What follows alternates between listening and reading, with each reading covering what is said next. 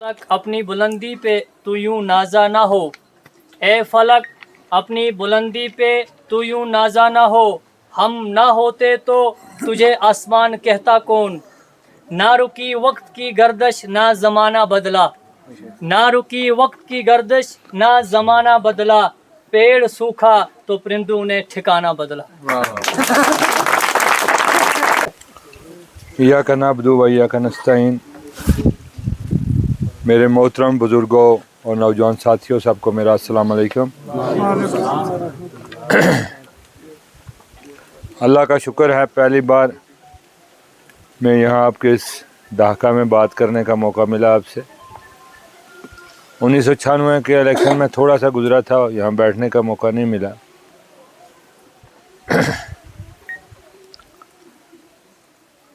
आज का जो ये सफ़र है, इलेक्शन का सफ़र, मैं समझता हूँ सबसे खूबसूरत सफ़र अगर इसको नाम दिया जाए तो बहुत अच्छा रहेगा। वो एक शेर है कि मैं अकेला ही चला था जाने में मंजिल, मगर लोग साथ आते गए कारवां बनता गया। एक एक करके आज तकरीबन 20 रोज़ के बाद हमारा ये कारवां जो है और बढ़ता जा रहा है। अल्लाह का शुक्र है, आज इस कारवां में आपकी पंचायत, आपके गांव, आपके इलाका के लोग भी, हम सब लोग उसमें और शमूलियत लोगों ने यहाँ पर की। इसके लिए आप लोगों का बहुत बहुत शुक्रिया। जिस प्यार और मोहब्बत से आप इस कारवां में शामिल हो रहे हैं, उसके लिए मेरे पास वो अल्फाज नहीं कि मैं आपको शुक्रिया अदा कर सकूं। हर एक ने बड़ी तफसील से बात की। सरपंच साहब ने, इसराइल साहब ने, बाकी जो मेरे नौजवान साथी हैं उन्होंने यहाँ पर बात की, बुज़ुर्गों ने बात की। पहले हम यहाँ पर बात कर रहे थे, नीरम और ढाका के लोग ख़ास तौर पर। तो असल मकसद भी यही है इस सफ़र का कि हम किस तरह से लोगों की मुश्किलें और परेशानियों को आसान कर दें। कम से कम जो हमारी कोशिशें ऐसी हों कि जिन कोशिशों की वजह से यहाँ का एक आम आदमी, एक गरीब आदमी ये महसूस करे कि मैं कहीं पर बेसहारा नहीं हूँ और मैं, ऐसा नहीं है कि कहीं मेरी कम ज़ुबानी की वजह से कहीं मेरी सुनवाई ना हो रही हो। इलेक्शन असेंबली का नुमाइंदा चुनना, इलेक्शन में नुमाइंदा चुनना, उसका मकसद भी यही होता है कि आप एक आवाज़ पैदा करें अपनी, जो असेंबली तक पहुँचे, डिस्ट्रिक्ट डेवलपमेंट बोर्ड तक पहुँचे और दूसरे उन अदारों तक पहुँचे जहाँ से तामीर व तरक्की की प्लानिंग की जाती है, जहाँ से शुरुआत की जाती है, वहाँ पर आवाज़ आपकी पहुँचे।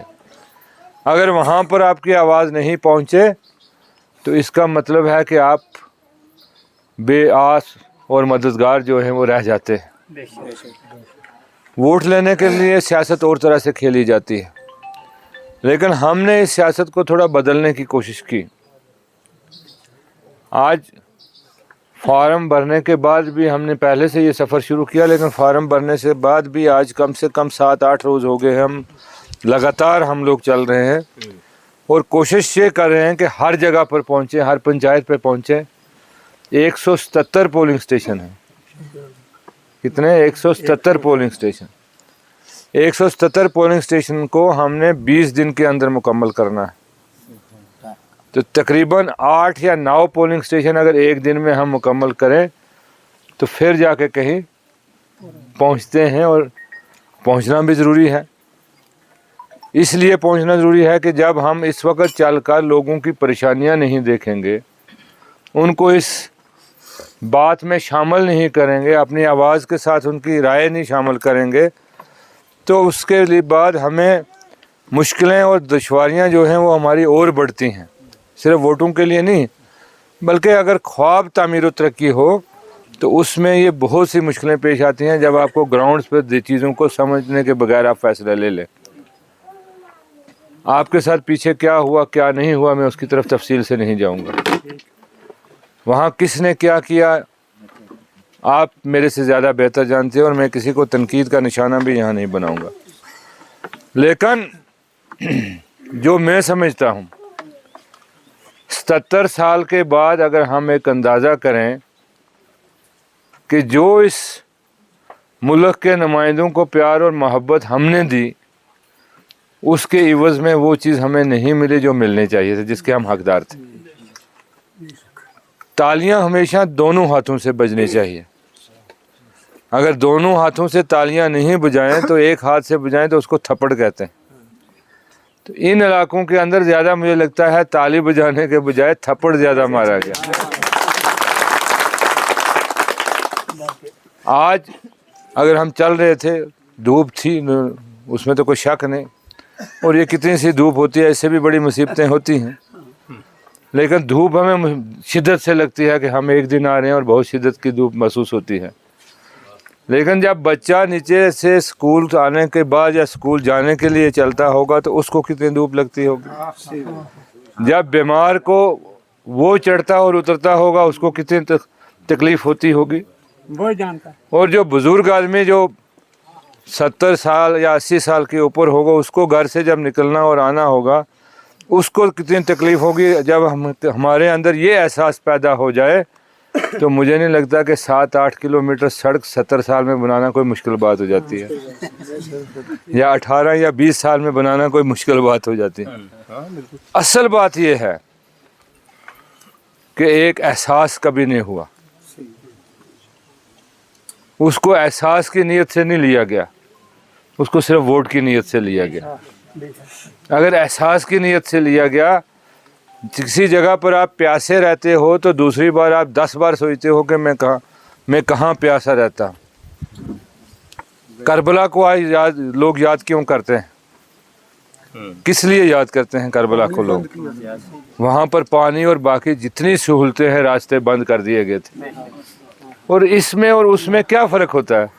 क्या फ़र्क होता है? मुझे लगा है सिर्फ तलवारें गर्दनों पर नहीं चली, बाकी तो हर तरह की तकलीफ़ें इसी तरह की होती, इसमें कोई मुझे नहीं लगता कि कोई फ़र्क होती है।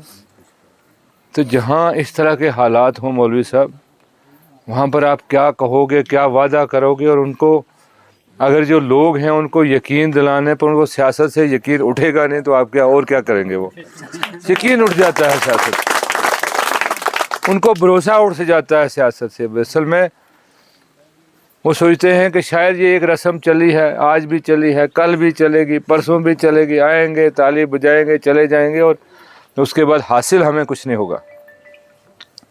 लेकिन मैं अपनी और अपने साथियों की तरफ से एक चीज़ यकीन दिलाना चाहता हूँ कि हमारा मकसद एक ही है कि जिस जगह से हम आज गुज़रे, कम से कम जब दूसरी बार वहाँ से गुजरें, गर्दन ऊपर करके इज़्ज़त से गुजरें।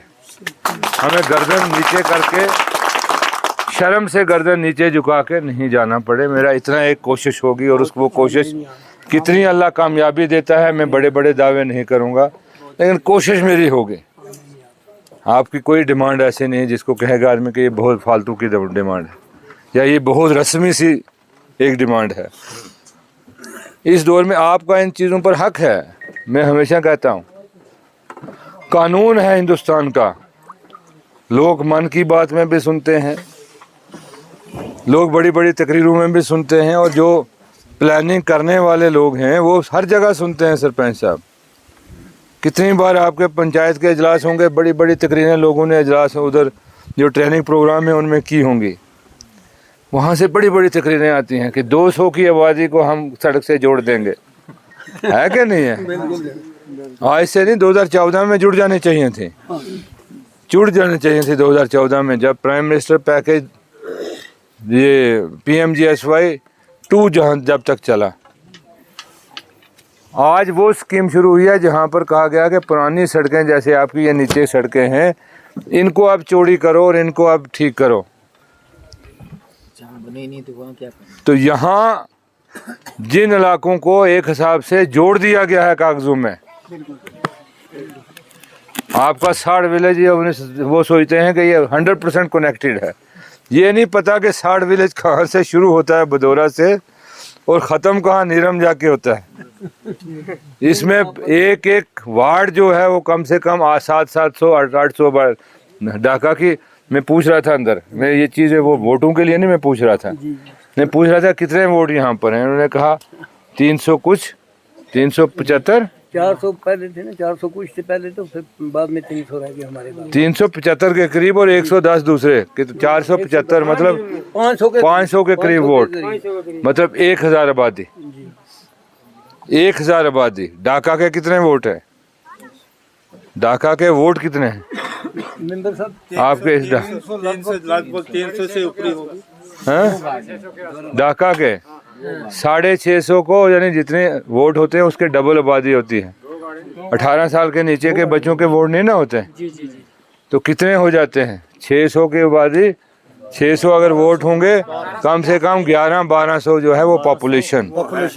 1200 पॉपुलेशन को अभी सड़क नहीं है। और कितने इधर वो बैक टू विलेज हूँ, और दूसरा क्या कहते हैं उसको जी, वो मुझे उसका नाम ही नहीं आता है आजकल। इतने हिंदी नाम हैं कि उनको आदमी भूल ही जाता है कितने। वो जो ब्लॉक दिवस ब्लॉक दिवस, इतने दिवस हैं और इतने मन की बातें हैं, लेकिन असल में उस गरीब के तन की बात कोई नहीं सुनता कि इसकी तन की चमड़ी रह गई। उसके मन को छोड़ते तन की सुन लेते उसकी कि इस पर मुसीबतें क्या गुजर रही हैं। तो ये कम से कम वही हल हो जाती सड़क की वो हालत। 2019 में गवर्नमेंट ने दावा किया, 2019 में गवर्नमेंट ने दावा किया, प्राइम मिनिस्टर ने लाल किला से बोला, मैं नहीं बोल रहा हूँ, प्राइम मिनिस्टर ने लाल किला से बोला कि हमने हर घर को बल्ब दे दिया। बोला कि नहीं बोला? प्राइम मिनिस्टर ने बोला। मैं